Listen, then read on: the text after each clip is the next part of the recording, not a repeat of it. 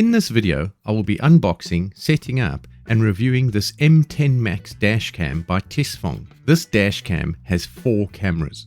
The dashcam comes with a Type-C USB port for power. It also has a micro SD card holder up to 256 gigs. There is a 2.5mm hole on the camera which connects the rear camera, and there's also LED indicator lights which flash blue when recording.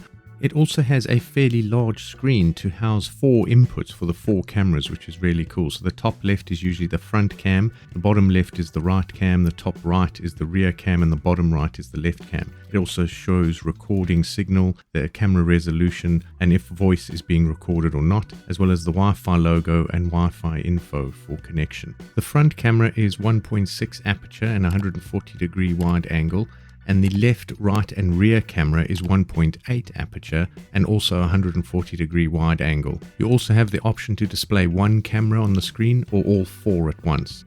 There's also a CPL filter for the lens and loads of accessories, which is really nice. The camera is very customizable because you can change the connection that takes place on the windscreen. So if you want to stick it to the windscreen or use the accessory that comes with it with a suction cup, that can be replaced as well. The front camera comes with that CPL lens, which is nice, and you can also take off the wide angle lens that is on the camera, so it's very customizable. The lens can move up and down and left and right, and then looking at the left and right cameras just below it, those can move left and right and face all the way within the car to film the occupants in the car, or you can face them forwards or to the sides, and those can also move up and down, so it's very flexible and customizable.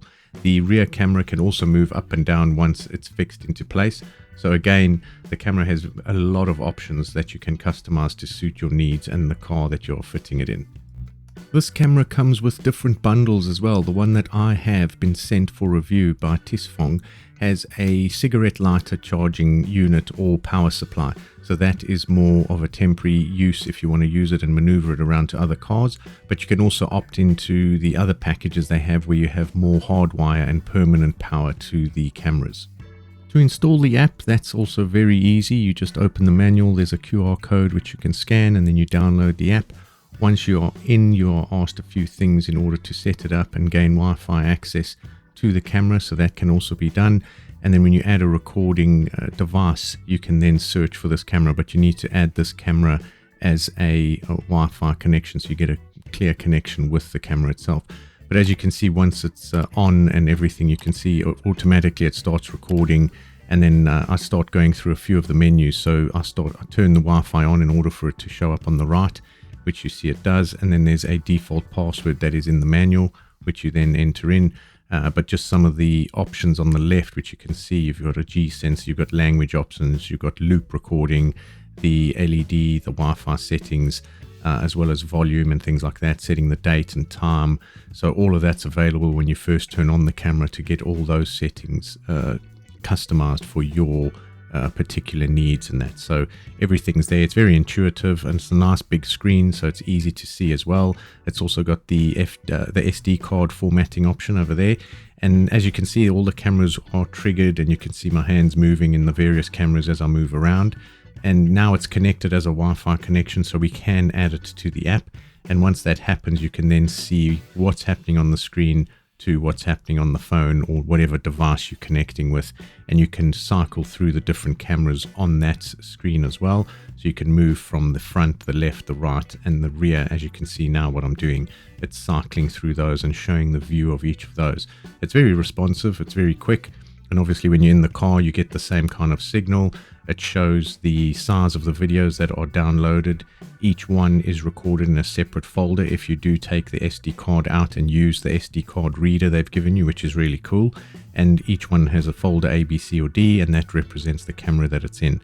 So very easy to use, and it's a very easy camera to set up. And yeah, it just works really well.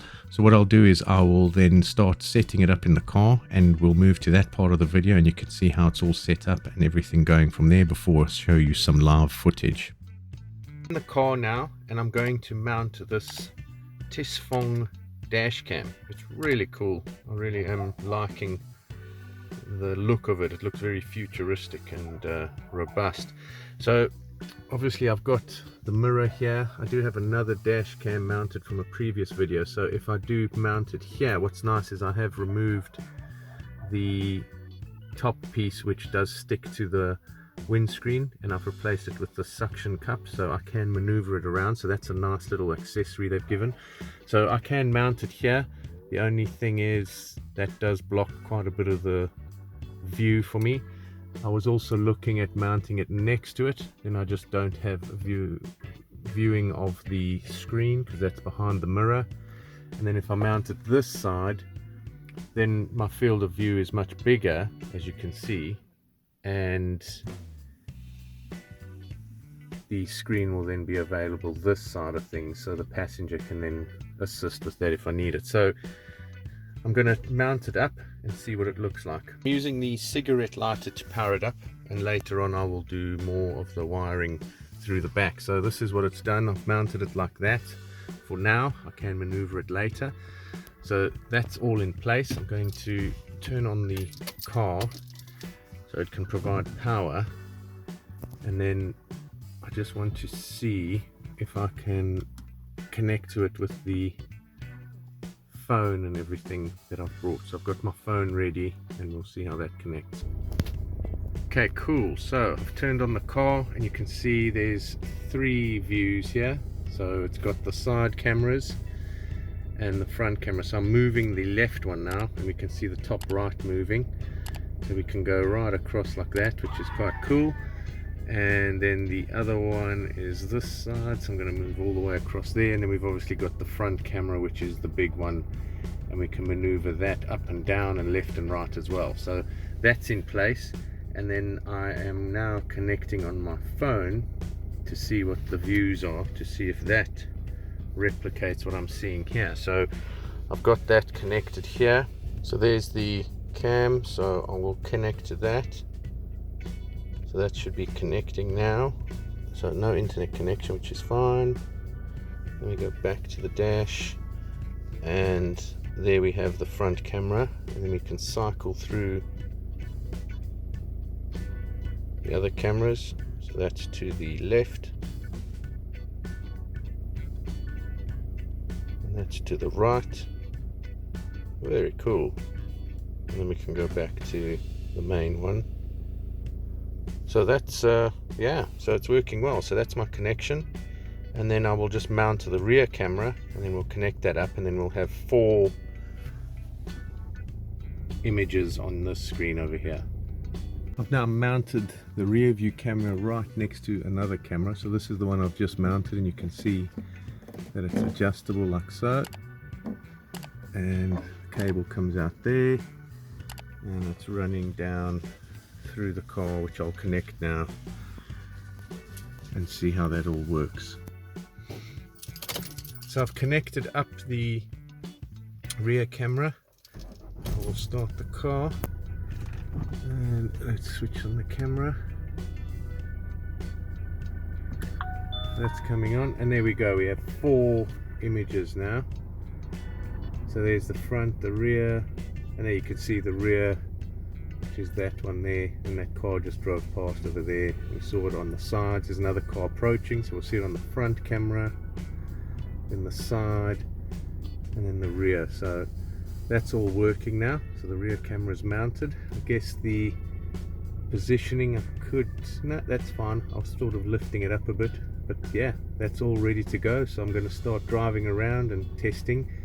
Then we'll remove the USB card, or not the USB, the SD card from the top, and view it on the PC with the nice accessory they gave to read the card with the USB drive, and that will be the highest quality rather than trying to download them through the app.